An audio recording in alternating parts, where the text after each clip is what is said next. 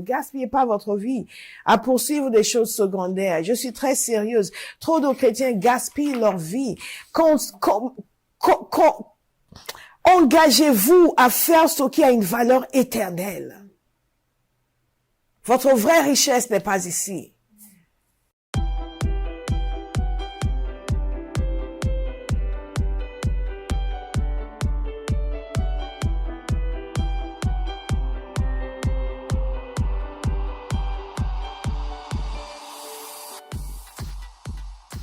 Dans Ésaïe 42, il nous a dit ceci, « Voici mon serviteur, celui que je soutiendrai, car je l'ai choisi et qui a toute mon approbation. J'ai mis mon esprit sur lui. Il révélera le droit aux nations. » Le Messie était souvent appelé le serviteur de l'Éternel. Je l'ai choisi, celui que j'ai choisi et qui a toute mon approbation. Je pourrais déjà prêcher longtemps sur cela, nous en tant que chrétiens. Mais Jésus a reçu cette validation du Père dans Luc chapitre 2. Tu es mon fils bien-aimé, tu as toute mon approbation. Ésaïe 42, voici mon serviteur, celui que je soutiendrai. Celui que j'ai choisi et qui a toute mon approbation. J'ai mis mon esprit sur lui, il révélera le droit aux nations. Celui que j'ai choisi qui a toute mon approbation. Celui que j'ai choisi et qui a toute mon approbation. Toute mon approbation. Totalement et parfaitement validée par Dieu. Et quand Jésus s'est présenté pour le baptême, dans le récit court de l'évangile de Luc, nous apprenons toutefois que le Saint-Esprit est descendu sur lui. Thank you, Father. Amen. Et une voix s'est fait entendre du ciel qui a déclaré, « Tu es mon fils bien-aimé, tu as toute mon approbation. » Tu es mon fils bien-aimé, tu as toute mon approbation. Jésus a commencé son ministère avec la validation du Père. Jésus a commencé son ministère avec la validation du Père. Je veux vous inviter cette année, nous sommes imitateurs de Christ, à laisser votre vie et vos choix orientés par la validation du Père. Le témoignage du Saint-Esprit à l'intérieur concernant ce qu'il approuve, ce qui désapprouve, ce qui va vous amener à être approuvé par le Père et ce qui va vous amener à être désapprouvé par le Père. Je vous ai fait la distinction entre l'amour de Dieu et l'approbation de Dieu. L'amour de Dieu et le plaisir de Dieu. Ce sont deux choses différentes. Elles peuvent se trouver dans la même personne comme dans Jésus, comme dans le cas de Paul. Mais elles peuvent aussi ne pas se trouver dans la même personne.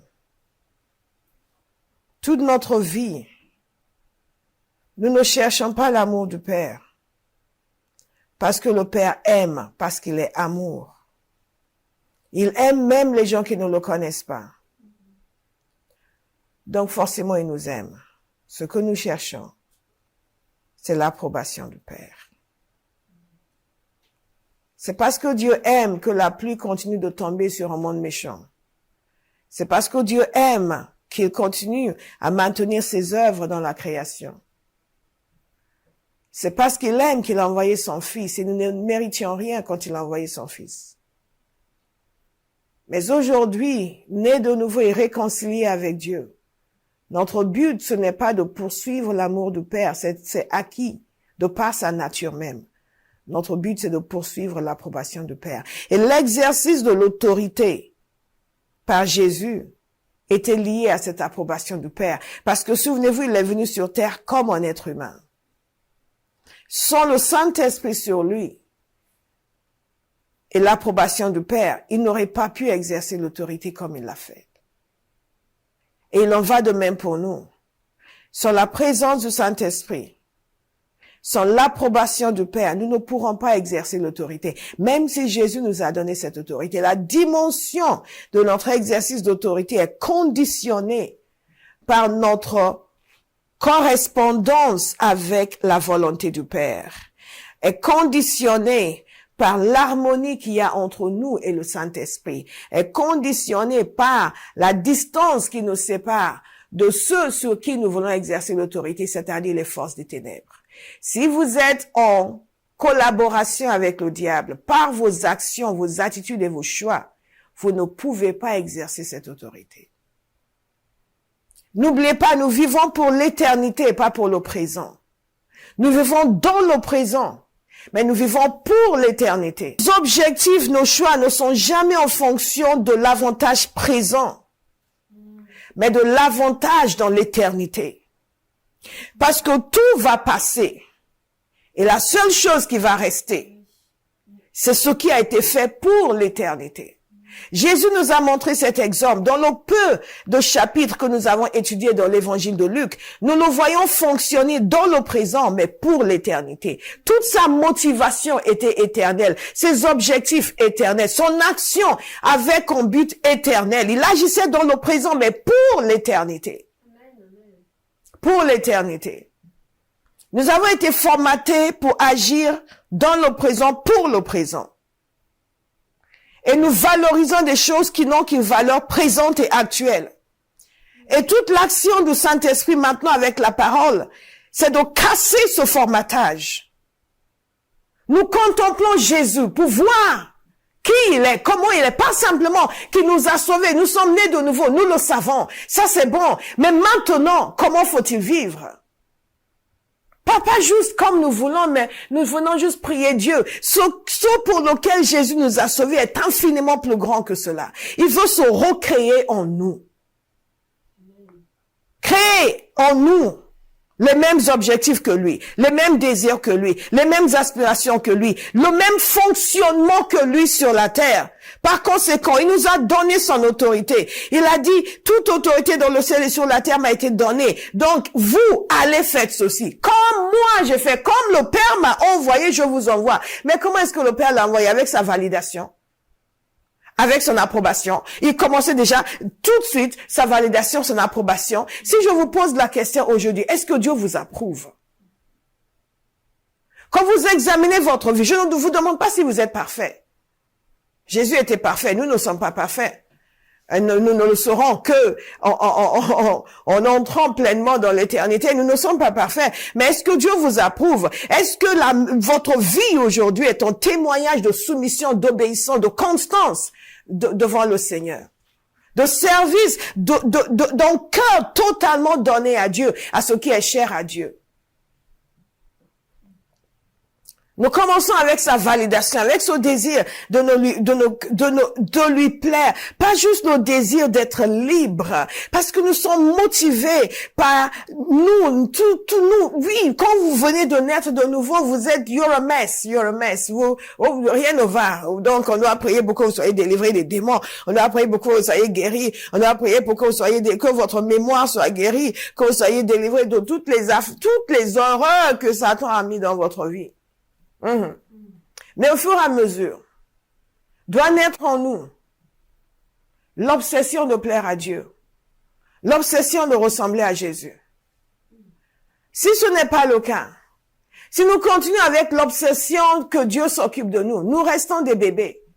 Et nous ne pouvons pas être approuvés par le Seigneur parce que nos vies ne correspondent pas au plan d'exécution qu'il a mis en place pour son projet. Dans ce plan d'exécution, il y a la venue de Jésus. Il y a sa mort et sa résurrection. Il y a la naissance de l'Église. Il y a la naissance de tous ces individus qui étaient avant perdus dans les ténèbres. Et dans son plan d'exécution, il y a la maturité, il y a la croissance, il y a l'obsession de ressembler à Dieu, il y a l'obsession de faire la volonté de Dieu, de plaire à Dieu, de servir Dieu, de construire pour l'éternité, d'avoir du trésor au ciel. Tout cela est dans le plan d'exécution de Dieu pour son œuvre et pour chaque individu. Nous pouvons nous arrêter au stade 1 de ce plan. Beaucoup de gens sont au stade 1. Le stade de qu'est-ce que je peux obtenir de Dieu et comment faire pour l'obtenir. L'autorité que nous exerçons doit avoir comme motivation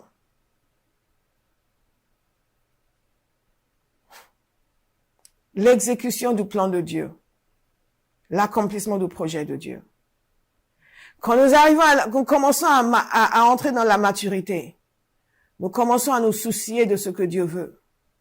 Nous commençons à nous soucier de comment nous pouvons lui être utiles. Nous commençons à nous soucier de ce qu'il pense, de ce qu'il désire, de ce qui lui plaît, de ce qui lui déplaît. Nous commençons à lui demander, mais Père, qu'est-ce que tu veux? Nous sommes en stade d'enfant, quand il nous dit ce qu'il veut, et nous sommes là, oh Seigneur. Mais il y a un moment où nous commençons à lui dire, qu'est-ce que tu veux? Qu'est-ce que tu veux? Dis-moi ce que tu veux. Est-ce que tu as des instructions cette semaine? Est-ce que tu as des choses que tu veux que je fasse cette semaine? Père, tu m'as pas donné des instructions depuis un certain temps. Est-ce que tout va bien? Est-ce qu'il n'y a pas quelque chose que je peux faire pour toi?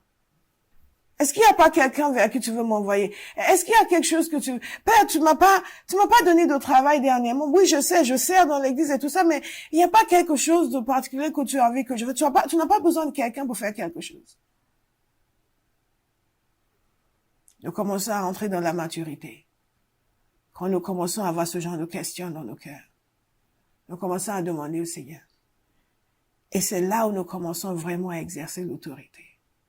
L'autorité n'est pas une question de bravoure, de crier, de voix forte. C'est une assurance qui naît d'une intimité avec Dieu et d'une conscience profonde de ses droits en tant qu'enfant de Dieu.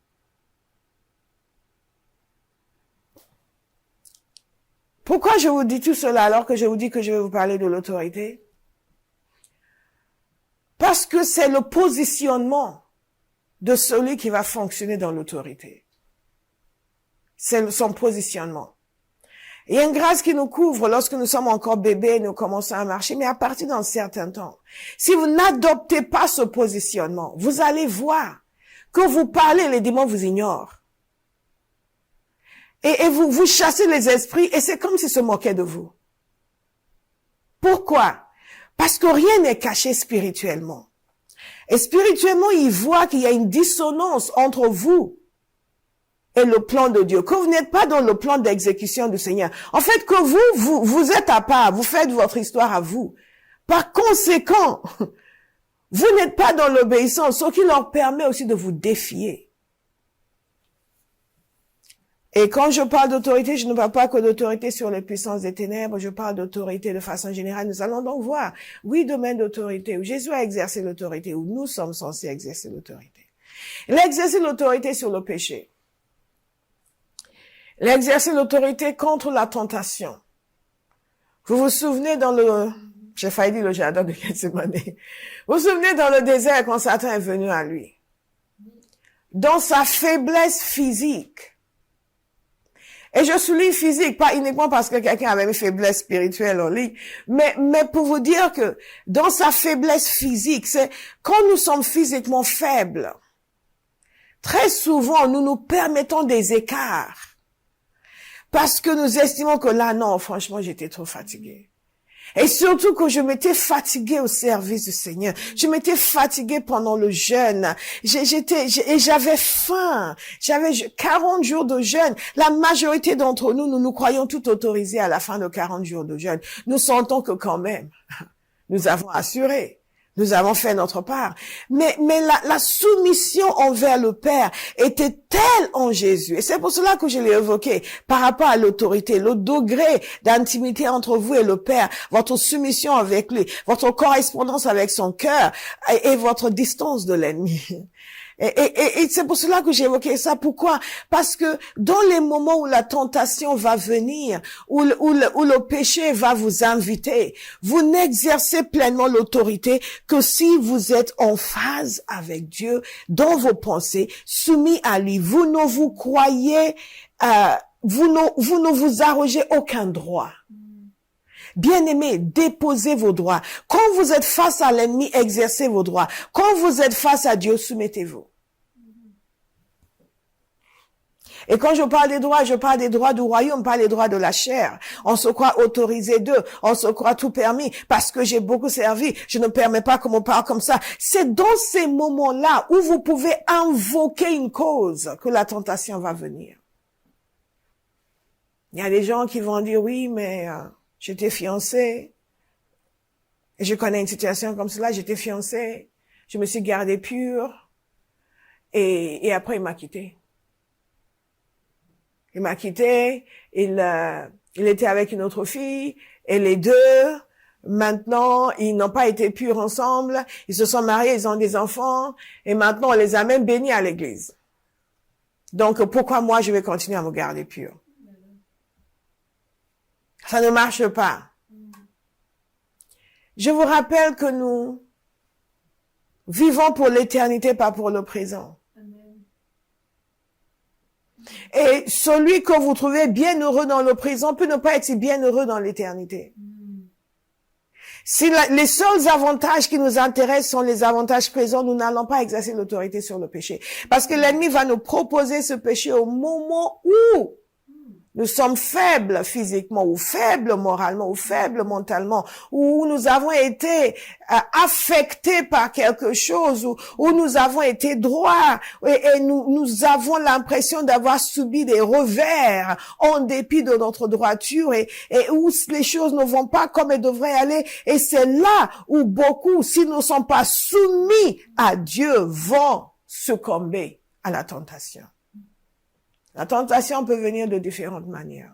Vous pouvez être serviteur de Dieu. Vous avez beaucoup souffert à la main des brebis. Les gens vous ont méprisé, les gens vous ont maltraité. Ou bien les gens vous ont été infidèles. Vous êtes beaucoup donné, ils ont été infidèles. Et vous pouvez être tenté. Satan va vous proposer en marcher. Écoute, tous ces gens, toi, tu as été droit avec eux. Maintenant, tu vas juste faire comme les autres, tu vas profiter d'eux. C'est tout. Qu'est-ce que tu as gagné dans tout ce que tu as fait pour ces gens? Ah, maintenant, quand ils viennent, toi, tu disais, tu faisais tout gratuitement, tu demandes rien à personne. Maintenant, tu commences à facturer. Tu commences à facturer parce que ils t'ont abonné pour aller vers ceux qui les facturent. Ah ben, si c'est comme ça, toi aussi, tu factures, tu dois vivre. Et il y a beaucoup qui tombent dans ces moments-là, qui n'exercent pas l'autorité. Oh, nous avons vu l'autorité de Jésus. Et il nous a dit qu'il nous donne l'autorité.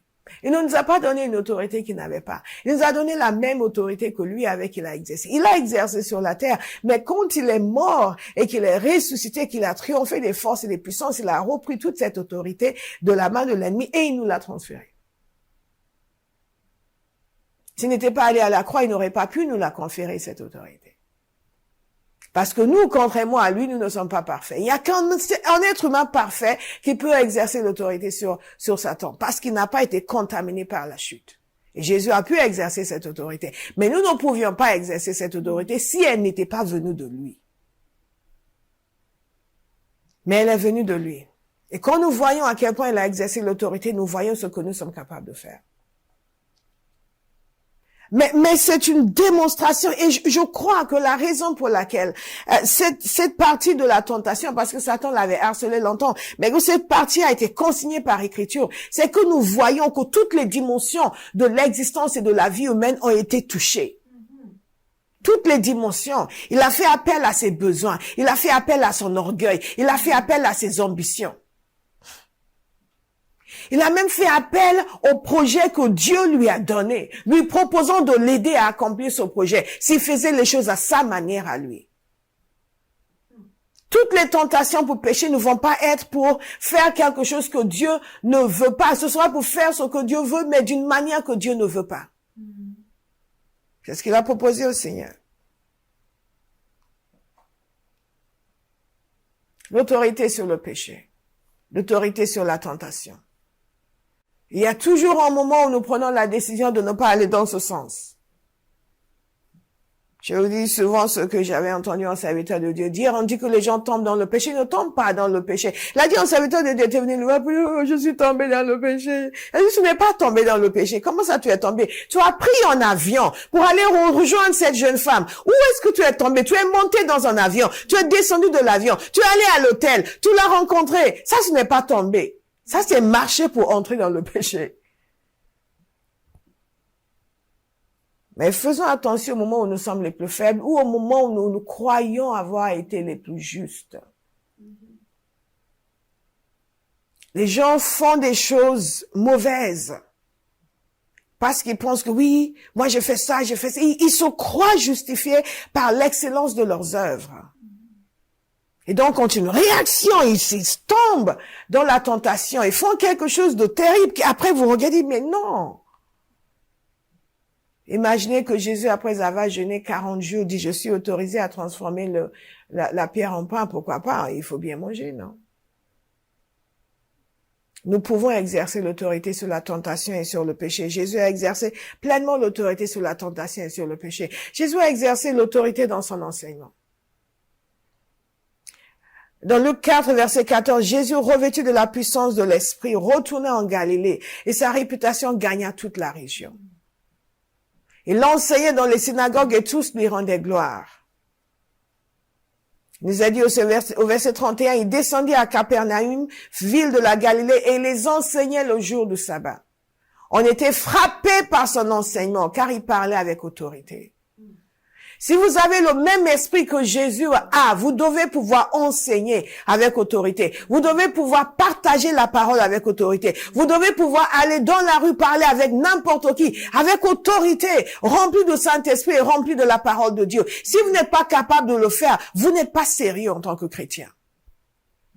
Oh, mais pasteur, là, il faut pas qu'il parle. Non, il faut dire la vérité aux gens. Nous caressons les gens dans le sens du poids. Nous les amenons à désobéir à Dieu. En leur disant, oui, c'est pas tout le monde qui peut. Tout le monde peut. Si nous sommes nés de Dieu, remplis du Saint-Esprit, nous sommes libérés de l'esprit de timidité. Cette autorité, le Seigneur nous l'a déjà donnée. Mais chacun laisse sa chair et l'ennemi continuer à lui mentir pour dire, mais non, tu peux pas, tu comprends comment tu es, toi tu es timide, toi tu n'es pas du genre, tu n'es pas comme pasteur. Là, ça se voit que pasteur, elle aime parler, elle aime prêcher. Non, c'est pas pareil. Toi tu ne peux pas. Je vous signale que parler, ce n'est pas parler avec autorité. Il y a une différence. Enseigner avec autorité, parler avec autorité, c'est une grâce du Saint-Esprit qui est donnée aux enfants de Dieu qui cultivent cette grâce, qui désirent cette grâce, qui prient pour cette grâce. Je prie constamment. La grâce de parler comme un oracle de Dieu. Lord, I speak, let me speak as an oracle of God. Speak with fire. Speak with passion. Il y a une communication qui se fait. Certains connaissent mon témoignage d'une communication que j'ai reçue lors d'un séminaire. Je vous le dirai aussi. Donc, si vous êtes là dans cette maison, il y a une grâce qui est sur moi pour prêcher. Elle doit être sur vous aussi. Amen. Sans parler du fait que vous recevez directement du Saint-Esprit quand vous le voulez. L'autorité dans l'enseignement, l'autorité pour annoncer l'évangile. Et vous devez saisir cela cette année, parce que cette année, vous allez annoncer l'évangile. Dites Amen. Cette année, vous allez annoncer l'évangile partout. Cette année, chaque jour, en allant au travail, en revenant du travail, vous allez trouver quelqu'un à qui parler de Jésus. Et vous allez le faire non pas avec timidité, avec crainte, mais avec assurance. Vous allez le faire avec l'autorité que Dieu donne. Le troisième domaine où Jésus a exercé l'autorité, c'est sur les puissances des ténèbres. Donc, dans le désert, non seulement il a résisté à la tentation, il a exercé l'autorité sur le péché, mais il a aussi exercé l'autorité sur le diable. Regardez ce qu'il lui a dit. Retire-toi, Satan. En effet, il est écrit, c'est le Seigneur ton Dieu que tu adoreras et c'est lui seul que tu serviras. C'est comme, en anglais, parfois, quand je prie, c'est get out in the name of Jesus. Out in the name of Jesus. C'est ça. Retire-toi, Satan. Extraordinaire. Les gens étaient impressionnés. Ils n'en revenaient pas. Ils disaient, mais qu'est-ce que c'est que ça? Non seulement on était frappé par son enseignement, mais aussi on était frappé par son autorité sur les puissances des ténèbres. Regardez cet homme à Capernaum. Je vous lis le passage au verset 31. 4, 31. Il descendit à Capernaum, ville de la Galilée, et les enseignait le jour du sabbat. On était frappé par son enseignement, car il parlait avec autorité. Entre parenthèses, il y a des personnes qui enseignent avec autorité, mais qui n'exercent aucune autorité sur les démons. Parfois, vous entendez certains prédicateurs parler des démons, vous savez qu'ils n'ont aucune expérience avec. Et ils disent, oui, c'est vrai que c'est un phénomène qui, dans certains pays, est assez courant. Dans certains pays, vous entendez? Dans certains pays, est assez courant.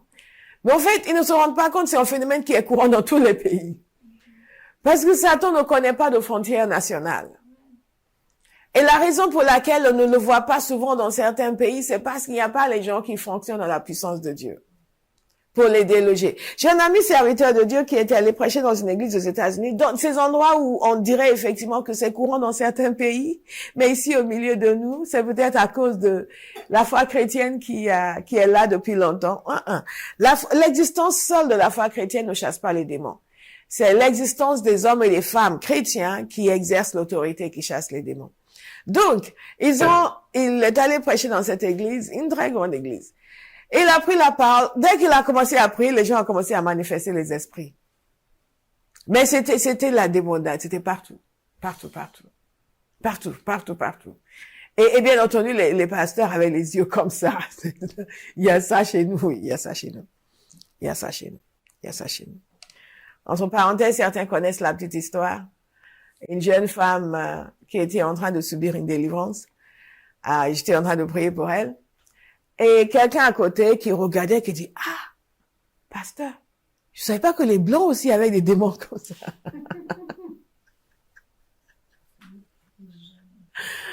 Elle devait penser que c'était une affaire de noirs. Elle le pensait certainement.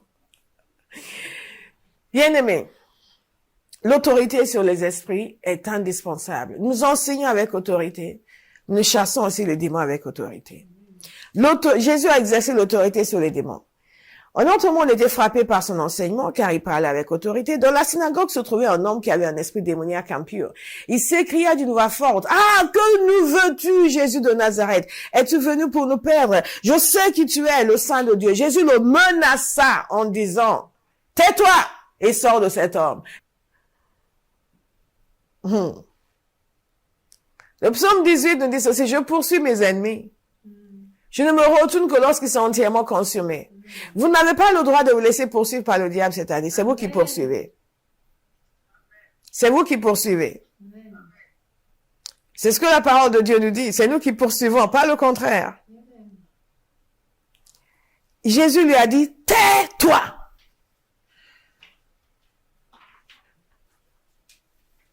Il n'a pas dit, Père, s'il te plaît, fais quelque chose. Il a un problème et nous, on ne sait pas quoi faire. Tous ces gens sont là, ils regardent.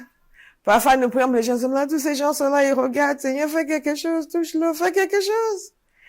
Et Dieu dit, Colette, fais quelque chose. Evans, fais quelque chose. Exerce l'autorité sur les démons.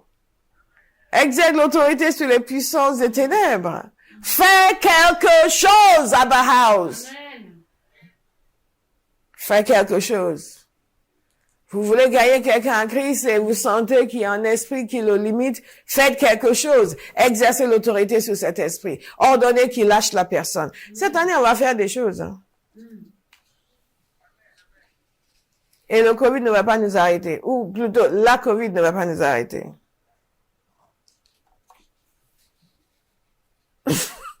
J'ai failli faire une blague douteuse. Mais ce n'est pas mon habitude. Et le démon a jeté l'homme au milieu de l'assemblée. Vous voyez, les esprits, parfois, ils font du cinéma. Mais laissez-moi vous dire une chose. Que si vous allez exercer l'autorité de Jésus, vous avez compris ici que Jésus exerçait l'autorité et que ces esprits avaient peur de lui. Ils ont réagi face à lui. Vous savez pourquoi ils ont réagi face à lui? Parce qu'ils n'avaient aucune autorité sur lui. Enfin, ils voyaient un être humain qui ne pouvait pas influencer. Non seulement qui ne pouvait pas influencer, mais qui pouvait les chasser. C'était nouveau pour eux. Ça, c'était avant l'église. Maintenant, ils ont commis ce qui était. Regardez. Je vous dis ceci, la première chose, et vous allez le dire avec moi, vous allez exercer l'autorité sur vous-même. Vous allez veiller à ce qu'il n'y ait pas de démons qui opèrent dans votre vie. Vous allez laisser le Saint-Esprit vous montrer les différents domaines de votre vie. Vous n'allez pas considérer que quelque chose qui n'est pas bon est justifié parce que ça peut être une action démoniaque. Par exemple, le mensonge. Et malheureusement, il y a beaucoup de mensonges dans l'Église. Je ne dis pas que, bon, vous avez dit entre vous, vous ne vous êtes pas rendu compte, ah, mais c'est pas vrai ce que j'ai dit. Non. Il y a beaucoup de mensonges beaucoup de mensonges. Et les gens ne savent pas qu'il y a un esprit qui pousse les gens à mentir. Donc, si vous faites cela, il y a aussi un esprit de calomnie, pour ceux qui aiment calomnier. Parfois, sous guise de prions pour un tel. Et le temps de nous donner le sujet, nous connaissons déjà tous les problèmes d'un tel et tous ses travers. Si vous laissez ces esprits agir en vous, et à travers vous, vous n'allez pas pouvoir exercer l'autorité, comme vous devriez le faire. C'est fondamental. Nous devons refuser toute coopération avec les ténèbres. Toute coopération. Même quand vous pensez que telle attitude est légitime, il n'y a aucune attitude contraire à la volonté de Dieu qui soit légitime, quelles que soient les circonstances. Exercez l'autorité sur vous-même. Vous vous êtes pris dans certaines fautes, dans certaines attitudes. Tout de suite, demandez pardon au Seigneur et ordonnez que tout esprit qui se cache derrière quitte votre vie. Ne justifiez pas en disant oui, mais c'est pas de ma faute, c'est parce qu'ils ont fait ça, donc moi aussi. Quand vous faites ça, vous êtes en train de diminuer votre capacité à commander aux démons et qui vous laissent. Ils sont très légalistes. Jésus a dit, le prince de ce monde vient, il n'a rien en moins. Il ne pouvait pas s'accrocher à quoi que ce soit. Quelqu'un va dire, mais c'est trop dur, il faut être parfait. Non, il faut juste être sage. Il y a un serviteur de Dieu que j'aime bien, Keith Moore, qui enseignait sur la langue et qui disait que les gens disaient, mais il faut surveiller tout ce qu'on dit, mais j'ai l'impression que ça me lie. Non, c'est pas ça qui te lie. Le fait que tu parles à toi et à travers, c'est ça qui te lie. Parce que vous aurez ce que vous aurez dit. Jésus exerçait l'autorité sur les esprits. Et regardez ce qu'il dit le concernant. Je veux que vous le souligniez, que vous mettiez ça dans votre prière. Que vous disiez, moi, cette année, c'est comme ça que je vais fonctionner. Il a dit le concernant, il commande avec autorité et puissance aux esprits impurs et ils sortent. Amen. Notez-le. Et commencez à le prier et à le dire. Ils doivent sortir. Jésus a commandé et ils sont sortis. Jésus nous a donné son autorité. Donc, quand nous commandons, ils doivent sortir. Même s'ils sont en vous. Oui. Même s'ils sont en vous. Même s'ils sont sur vous. Quand vous commandez, ils doivent sortir. Amen. Même si c'est vous qui êtes affligés, ils doivent sortir. Quand ils viennent vous déranger, ils doivent partir. Ils n'ont pas le choix. C'est vous qui ne savez pas qu'ils n'ont pas le choix. C'est pour cela que je vous ai dit, depuis toutes ces années, ma prière, Seigneur, rends-moi plus têtu que le diable. Il veut insister, je vais insister plus que lui. Il veut rester, je vais tenir plus. Et c'est lui qui va capituler, pas moi. Notre problème, c'est que nous arrêtons trop vite. Il nous convainc qu'il ne partira pas en disant, oh, il va pas partir. Il a jeté l'homme par terre. Il a jeté par terre. C'est juste pour faire son show. Si c'était nous, on fait, oh là là, il est puissant, cet esprit n'est pas puissant, il est juste théâtral. Aucun esprit n'est puissant. Même les esprits de sorcellerie, les esprits nommez-les, ils sont tous vaincus par Jésus. Aucun n'est puissant contre un enfant de Dieu qui sait qui il est. Le problème, c'est que nous ne sommes pas persuadés de notre autorité. Nous sommes plus persuadés de la puissance des esprits que nous le sommes de notre autorité. Méditez sur l'autorité de Jésus.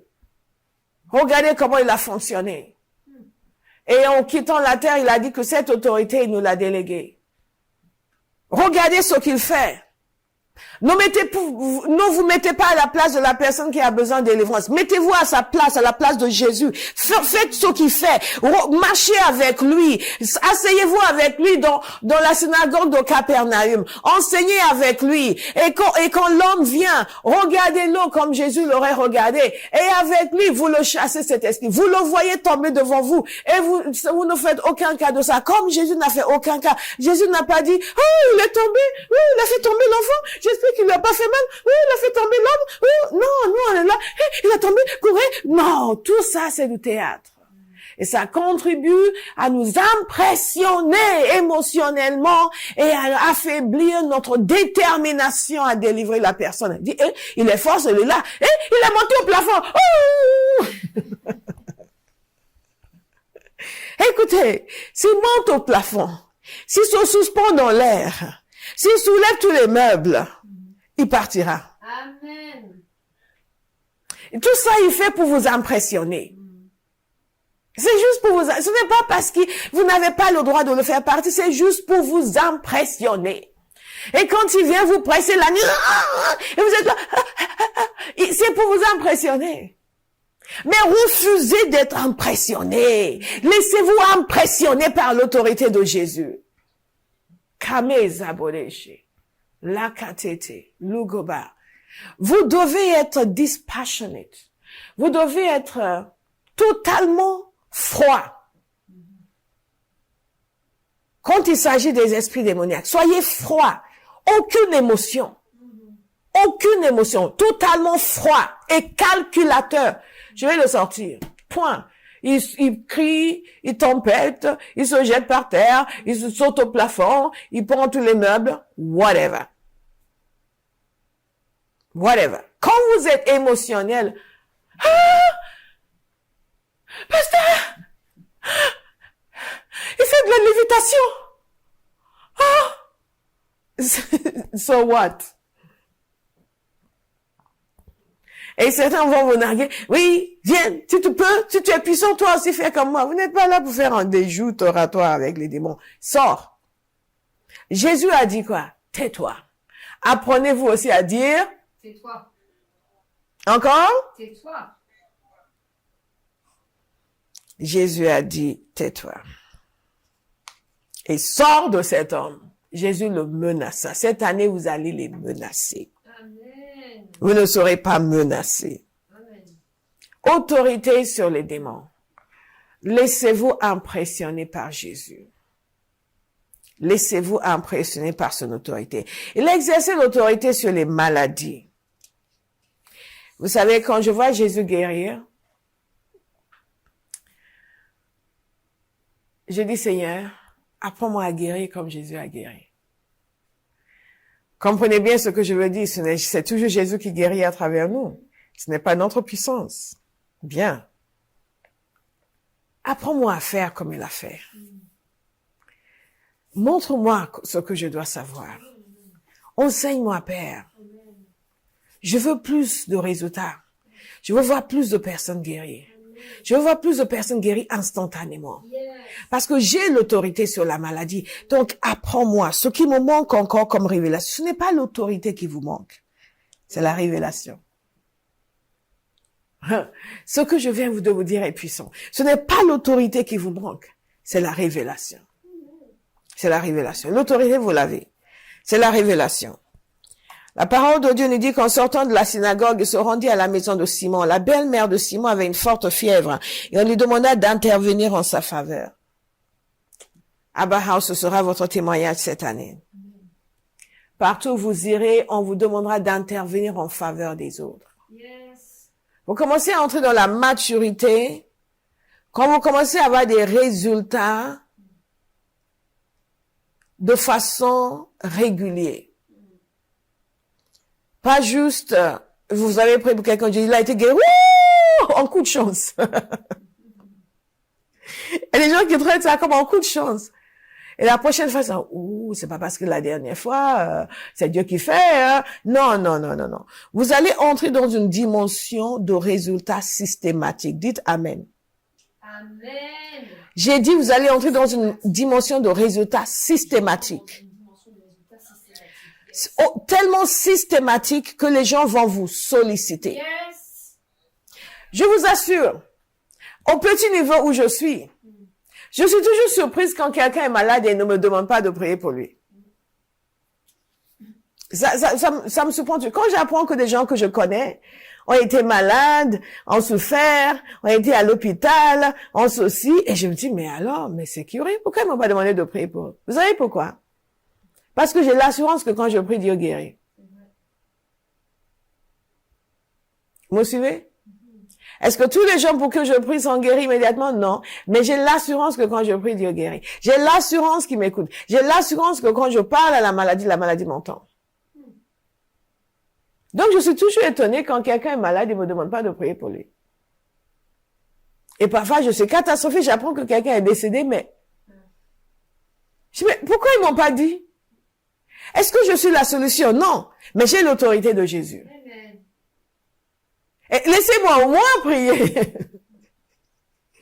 J'ai l'autorité de Jésus. Il nous a donné son autorité. Et beaucoup d'entre nous pensons que cette autorité, c'est juste quand Satan vient nous attaquer. Non. Cette autorité nous a été donnée pas juste pour préserver nos vies. Cette autorité nous a été donnée pour aller vers les autres et les délivrer, pour les libérer. Cette année, à Bauhaus, vous irez tous vers les autres et vous allez les délivrer. Amen. Cette année, chacun, du plus petit au plus grand. De toute façon, avec les petits, il n'y a pas de problème. Johan, il est déjà prêt à faire la délivrance. Lui, il veut prier pour les gens. Il sort avec sa mère et il demande qu'on le laisse prier. Lui aussi, il veut prier pour les gens. Ha. God is a good God. Ce n'est pas le loto. J'ai autorité sur la maladie. Et pourquoi j'insiste sur cela? Parce que quand Jésus est arrivé dans la maison de la belle-mère de Pierre, ils lui ont demandé d'intervenir en sa faveur. Ah bah, je prophétise sur vous que cette année, on va vous demander d'intervenir en faveur de quelqu'un. Amen. Amen. Amen. Amen. Kamezeke. Vous serez connu comme quelqu'un qui peut intervenir contre la maladie, qui peut intervenir contre la détresse, qui peut intervenir contre les démons. Amen. Ça, c'est la réputation à avoir. Yes. Même quand on vous demande pas, est-ce que je peux prier? Et surtout, priez beaucoup pour les non-convertis. Dès qu'ils ont un problème, proposez de prier pour eux. Dites-leur, mon Dieu va agir en ta faveur parce que moi, je vais lui demander pour toi. Amen. Amen. Et quand c'est un des moyens les plus faciles d'évangéliser. Et Dieu répond aux prières que vous faites pour les païens parce qu'il veut leur montrer qu'il est Dieu. Il a un problème, elle dit, ok, je vais prier pour toi. Commence à prier. Non, mais je vais prier pour toi. Je suis croyant, je vais demander à Dieu pour toi. Je sais que tu es en mécréant, c'est pas grave. L'autorité de Jésus était exercée aussi sur la nature. Amen. Il a exercé l'autorité sur la nature. Dans les passages que nous avons vu la pêche miraculeuse qu'il a opérée. Dans les passages que nous avons vus à quel point c'était une situation impossible. Mais il a exercé son autorité. D'autres passages, nous le voyons exercer son autorité contre la tempête. Et l'autorité contre la tempête, j'ai une histoire là-dessus dans mon livre, Le secret de l'autorité spirituelle. Nous ne connaissons pas assez notre autorité. Donc nous opposons des résistances aussi. Oui, mais si se passe ceci. Mais tu sais, c'est la saison de pluie et c'est commence à pleuvoir. Mais finalement, je pense qu'il faut pas mettre la tente. Et vous voyez le nombre de personnes qui auraient été déçues. Le nombre de vies qui n'auraient pas pu être sauvées. Mais parce qu'il a été conduit par le Saint-Esprit à exercer son autorité, tout a changé. Bien-aimés, la délivrance est à notre disposition, l'autorité est à notre disposition. Nous pouvons réellement faire la différence. Je vais encourager quelqu'un à décider cette année à vivre de telle sorte, à vivre pleinement dans l'approbation de Dieu. Et à exercer toute son autorité. Vous ne pouvez pas vivre sur terre et ne faire que penser à manger, vous nourrir. Et c'est une petitesse de vie. C'est une vie extrêmement étriquée. À gagner de l'argent, à vivre, à aller au balayage. C'est une vie étriquée. L'être humain est fait pour plus que cela. Nous avons des capacités spirituelles, des capacités d'influer sur le monde spirituel, d'apporter un réel changement dans les nations, de changer le cours de l'histoire dans les nations avec nos prières, de changer les destinées des êtres humains avec nos prières, avec notre intervention en leur faveur, en exerçant l'autorité pour qu'ils soient guéris, en exerçant l'autorité pour qu'ils soient délivrés, en exerçant l'autorité dans la communication de l'évangile, dans la prédication. On fonctionner pleinement dans ces grâces parce que nous donnons la peine de faire le travail spirituel nécessaire pour pouvoir être efficace dans l'exercice de l'autorité. Ne gaspillez pas votre vie, bien-aimés, à manger et à boire. Ne gaspillez pas votre vie à gagner de l'argent. Ne gaspillez pas votre vie à poursuivre des choses secondaires. Je suis très sérieuse. Trop de chrétiens gaspillent leur vie. Engagez-vous à faire ce qui a une valeur éternelle. Votre vraie richesse n'est pas ici. Et Dieu peut vous accorder de grandes richesses ici. Ce n'est pas ça le problème. Mais la vraie richesse n'est pas ici. Vous savez, nous sommes des fonctionnaires du royaume de Dieu, des agents du royaume de Dieu. Et partout où nous sommes, la seule préoccupation réelle devrait être d'exercer notre autorité pour amener le règne de Dieu là où nous sommes, sortir les gens des ténèbres. Vous pouvez donc devenir un avocat brillant, le meilleur de sa génération, dès lors où votre objectif, c'est d'utiliser les capacités que Dieu vous donne pour avoir une influence dans ce milieu et sortir les gens des ténèbres. Vous pouvez être premier ministre dès lors où votre intention, c'est d'exercer vos fonctions de telle sorte à ce que la voix du Seigneur puisse être honorée dans le pays. Mais si tout ce que vous voulez, c'est juste vous et votre gloire, vous êtes en train de vous préparer une pauvreté éternelle. Et une des choses qui empêche les gens d'exercer leur autorité, c'est qu'ils se voient dans le naturel, au lieu de se voir comme des hommes spirituels, nés de Dieu, sortis des ténèbres, équipés. Est-ce que vous savez que dans l'esprit, il n'y a aucune différence entre un riche et un pauvre? Dans l'esprit, il n'y a aucune différence entre un grand chef d'entreprise et un petit ouvrier. Il n'y a aucune différence en esprit. Nous occupons des fonctions différentes sur la terre pour mieux diffuser la saveur de la connaissance de Christ.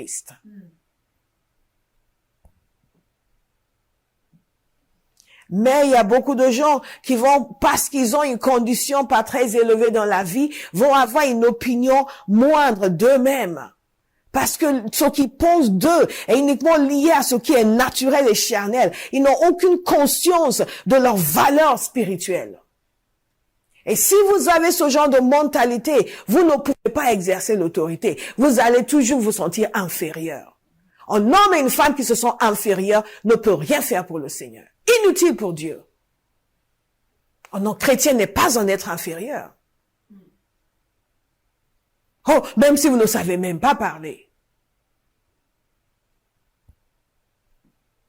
Il y a un grand comédien américain qui a été converti grâce à sa bonne. C'est un employé de maison. Une jeune femme qu'ils ont amenée du Brésil.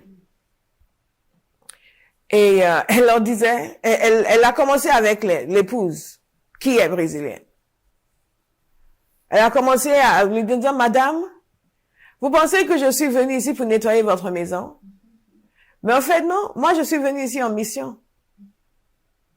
Elle lui disait, dans mon église, avant de partir, ils ont prophétisé pour dire que Dieu m'a envoyé aux États-Unis et que c'était pour gagner des gens et c'est avec vous que je commence.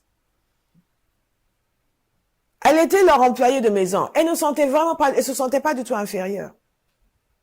Au contraire, elle savait qui elle était en Christ. Pendant qu'elle nettoyait la maison, elle priait pour eux. Elle priait pour eux. Pendant qu'elle s'occupait de leur enfant, elle priait pour eux. Et elle a gagné d'abord l'épouse. Et ensuite le mari. Mais si vous aviez un sentiment d'infériorité, vous ne pouvez pas exercer l'autorité. Même Satan va vous dire, tu es qui? Tu vas dire, oui, c'est vrai, je suis rien. Cette femme ne parlait même pas bien anglais. Bien-aimé, Dieu attend que ses enfants se lèvent dans leur autorité cette année. Quand vous comprenez l'autorité de Jésus, Vous comprenez la dimension d'autorité qu'il vous a donnée. Jésus exerçait une autre autorité, l'autorité pour appeler les hommes à Dieu.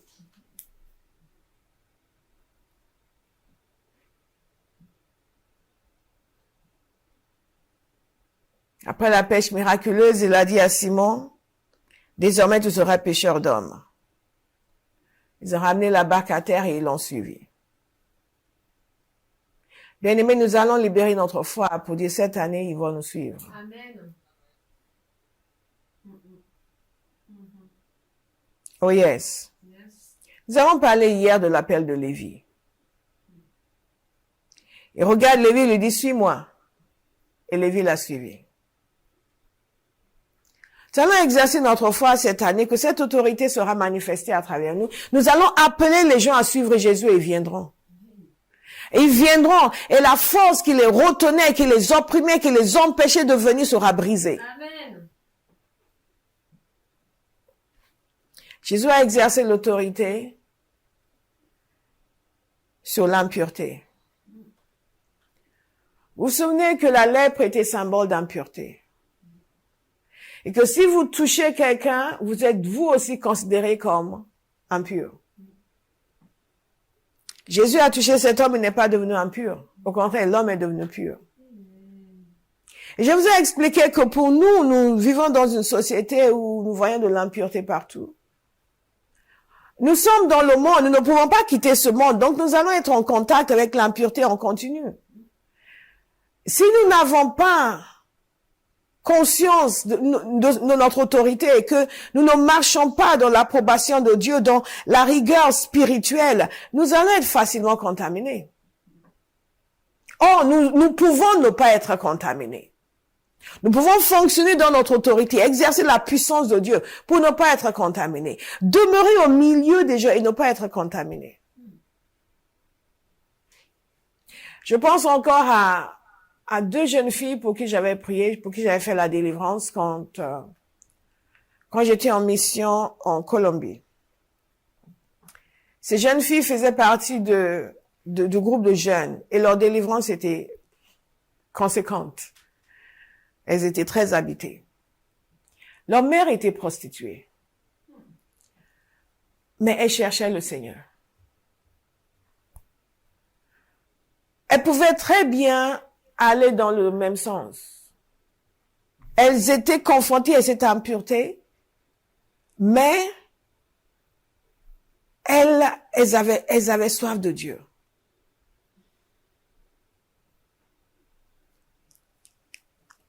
Beaucoup d'entre nous, nous n'avons aucune résistance face à l'impureté.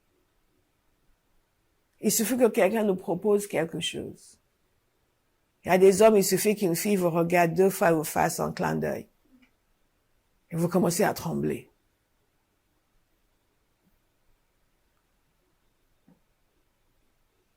Sans parler de ceux qui ne résistent pas à l'attrait de l'argent. Ah oui, on va juste falsifier quelque chose, c'est pas grave. Mais sachez que quelqu'un avec qui vous commettez un acte d'impureté, c'est quelqu'un que vous condamnez probablement à aller en enfer. Parce qu'il faut vraiment la grâce de Dieu pour que cette personne soit sauvée. Si la personne a été avec un chrétien qui s'est mal comporté, dans beaucoup de cas, les gens deviennent cyniques vis-à-vis de la foi chrétienne, espèrent qu'elle n'a pas la solution pour eux. Parce que les chrétiens qu'ils ont rencontrés n'étaient pas différents d'eux-mêmes. Mais nous avons la possibilité de rester purs au milieu de l'impureté. Nous avons la possibilité de rester mentalement purs. Ah oui, mais il y a des images. Les images ne viennent pas de nulle part. Les images viennent de quelque chose que nous avons vu à un moment donné. Si vous ne savez pas à quoi ressemble un arbre, vous pouvez difficilement voir un arbre dans votre tête. Et oui, peut-être que vous ne contemplez plus ces choses, mais à un moment donné, vous avez regardé quelque chose qui a mis quelque chose à l'intérieur de vous. Et certains pensent que tant que je ne passe pas à l'acte, je peux consommer ce que je veux en ligne. Non. Vous devez exercer votre autorité contre la contamination, contre l'impureté. Et nous avons cette autorité. Les ressources spirituelles que Dieu nous a données sont énormes. Mais nous ne les vivons pas parce que nous ne faisons pas ce qu'il faut pour qu'elles se développent et qu'elles se manifestent. Quand vous commencez à entrer dans une certaine dimension de prière, vous serez étonné du changement qui va se produire en vous. Mais en fait, toutes ces ressources étaient à l'intérieur. Simplement, elles ont été enrobées et enfouies dans des couches et des couches de bêtises. Bien-aimés, tout est à notre disposition. Oh, nous n'avons pas d'excuses pour ne pas marcher dans l'autorité. Nous n'avons pas d'excuses pour ne pas gagner notre génération. Nous n'avons pas d'excuses. Si nous terminons cette année sans avoir gagné des âmes et fait des disciples, nous serions coupables devant le Seigneur.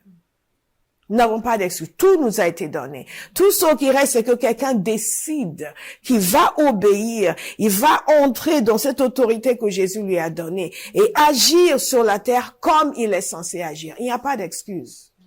Nous n'avons pas l'excuse de la faiblesse. Nous n'avons pas l'excuse de la timidité. Nous n'avons même pas l'excuse de la paresse. Nous avons juste l'excuse, nous avons juste la manifestation de la désobéissance. Vous savez, nous avons même autorité sur l'opposition.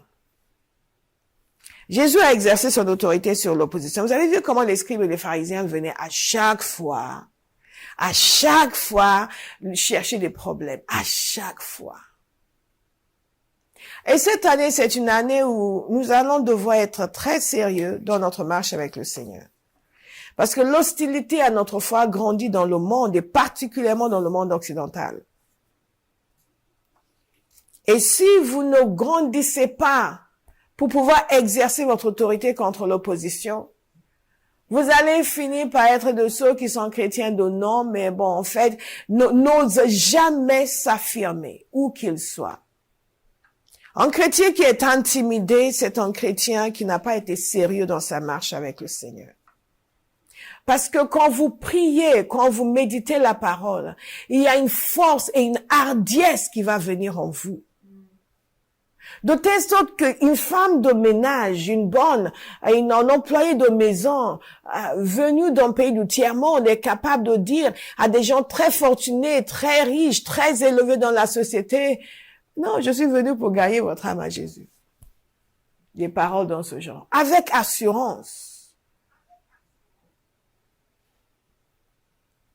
Alléluia. Et vous voyez l'apôtre Paul, il était même prisonnier. Il s'est pas dit, oh, pauvre de moi, petit de moi. Il est venu devant le roi et le gouverneur. Il a dit, je souhaite que vous soyez comme moi. Sauf pour ces chaînes.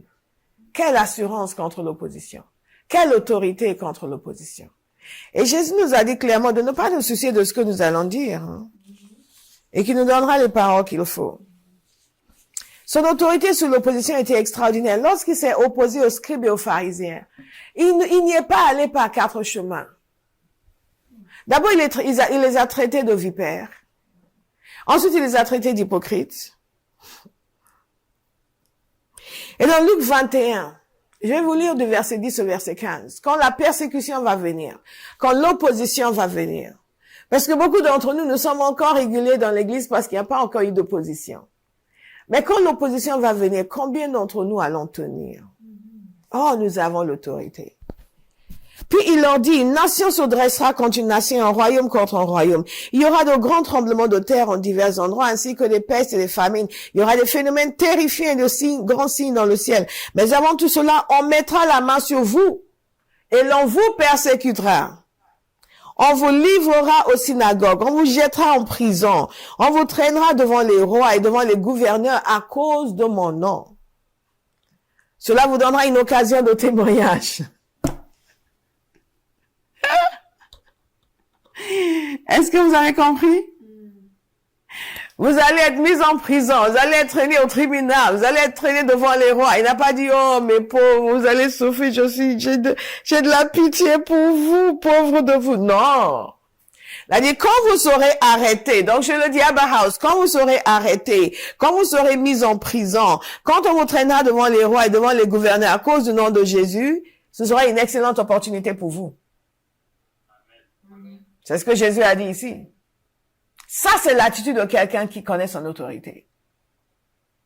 Ce sera une excellente opportunité pour vous. Vous allez pouvoir témoigner.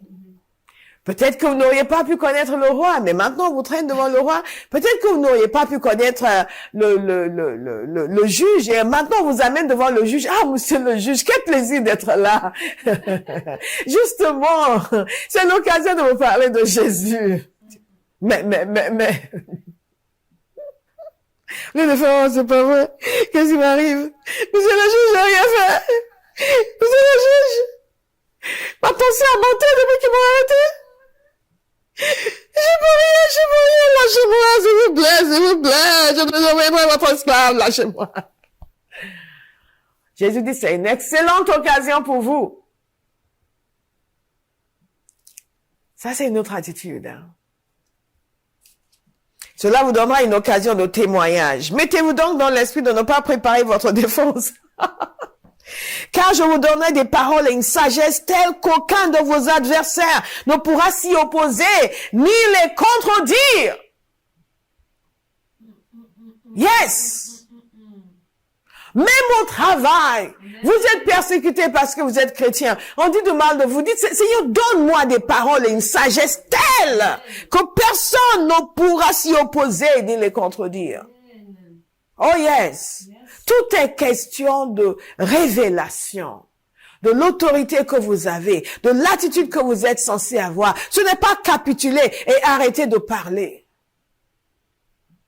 Vous parlez avec des gens qui ne croient pas en Dieu et on dit oui, mais vous les chrétiens, non mais c'est de ceci. Il faut être tolérant.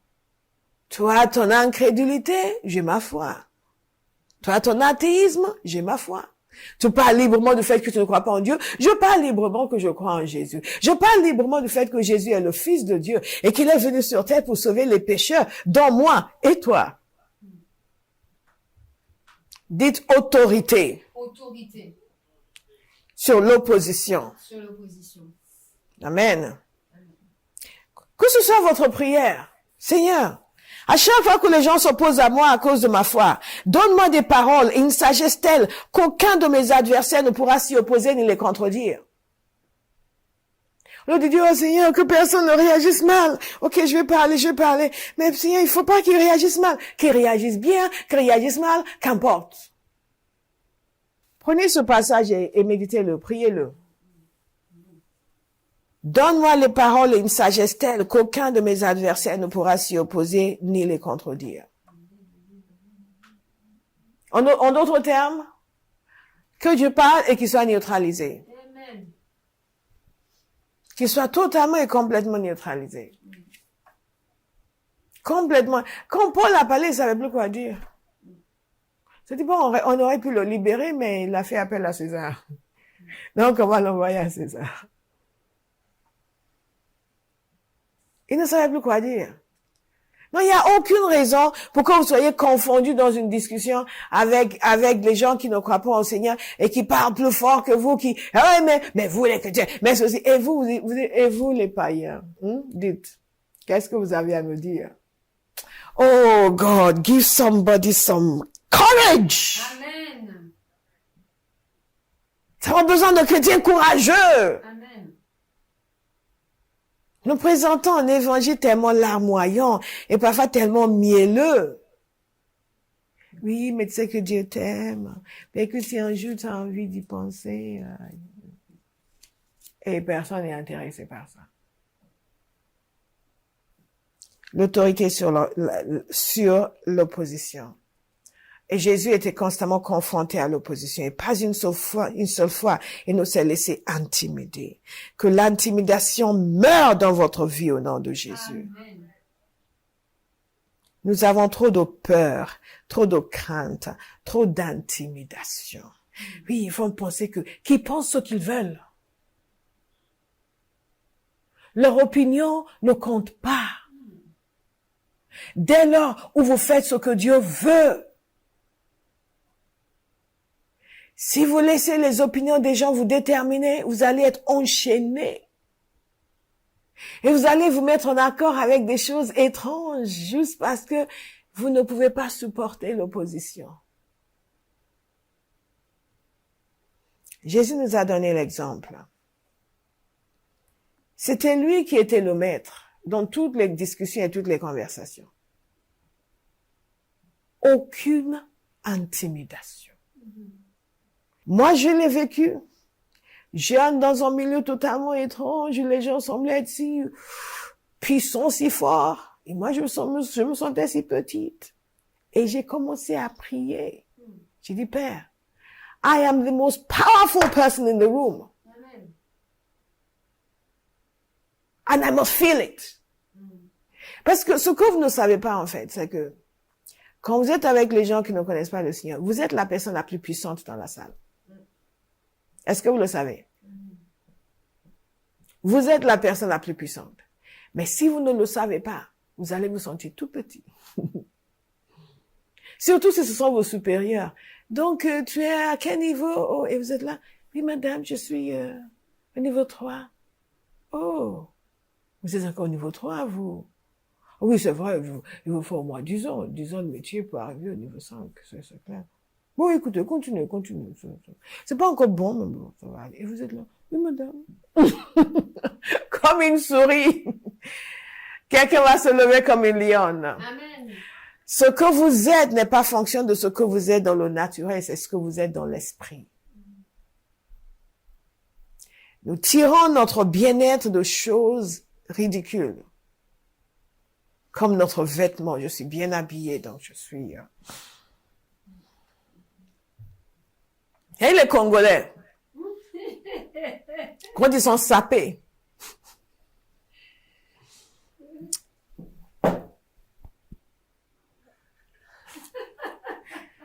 ils sentent qu'ils sont quelqu'un. Le même gars, en short et en t-shirt déchiré, va se sentir ridicule, bête, stupide. Et nous avons le même fonctionnement. Il y a quelque chose qui vous valorise. Il y a quelque chose sur lequel vous comptez pour avoir le sentiment d'être quelqu'un qui a de la valeur. Il y a certaines personnes, c'est parler. Dès qu'ils peuvent parler, ils se sentent bien. S'ils peuvent pas parler, ils se sentent réduits. N'est-ce pas? Il dit, ah bon?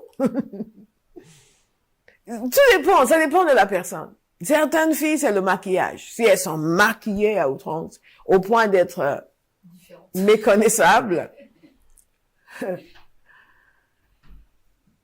Vous connaissez l'histoire de comique?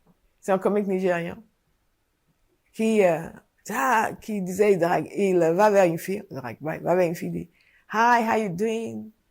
Quelle question tu vas poser à une fille? Is that your real face? C'est ton vrai visage. Donc, vous avez ce nouveau visage que vous donnez, et là, vous avez de l'assurance. Mais quand c'est votre vrai visage, vous sentez que, vous pesez pas lourd. Tout cela, c'est le reflet du manque de révélation. Et chacun a quelque chose. Et je vais vous inviter à être sérieux, à décider que vous allez méditer sur l'autorité de Jésus. Vous savez, il n'y a que à la croix qu'on a su ce que Jésus portait. Réfléchissez.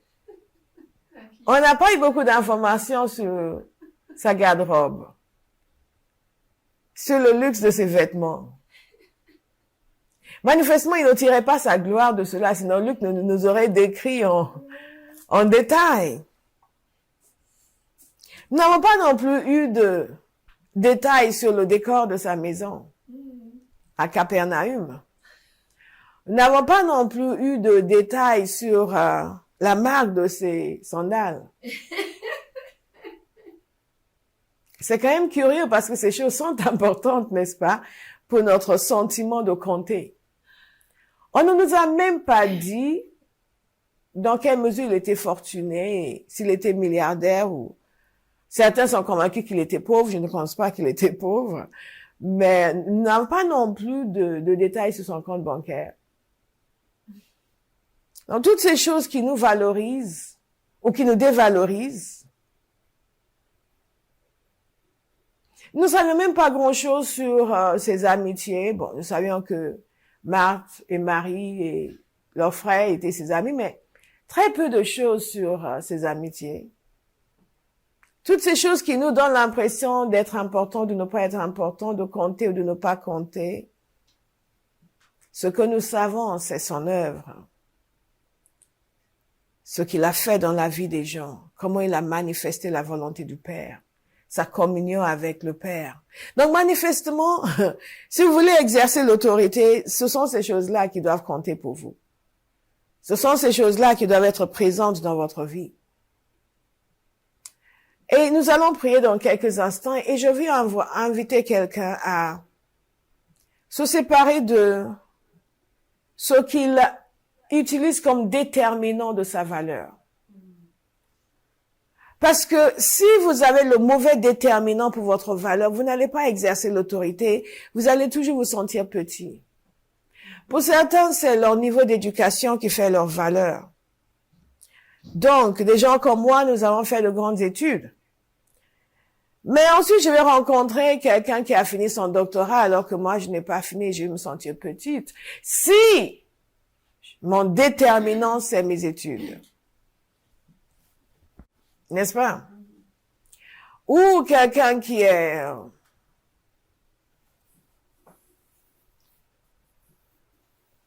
grand médecin, 3 fois professeur, 5 doctorats. Ou peut-être quelqu'un qui est un grand écrivain, comme je voulais être.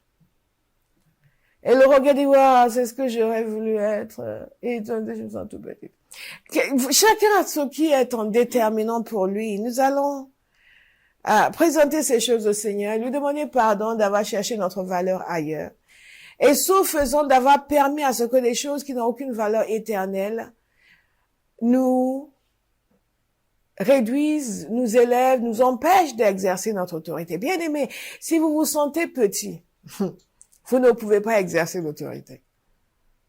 À chaque instant, quand vous allez vous la faire ou dire, Satan va vous rappeler.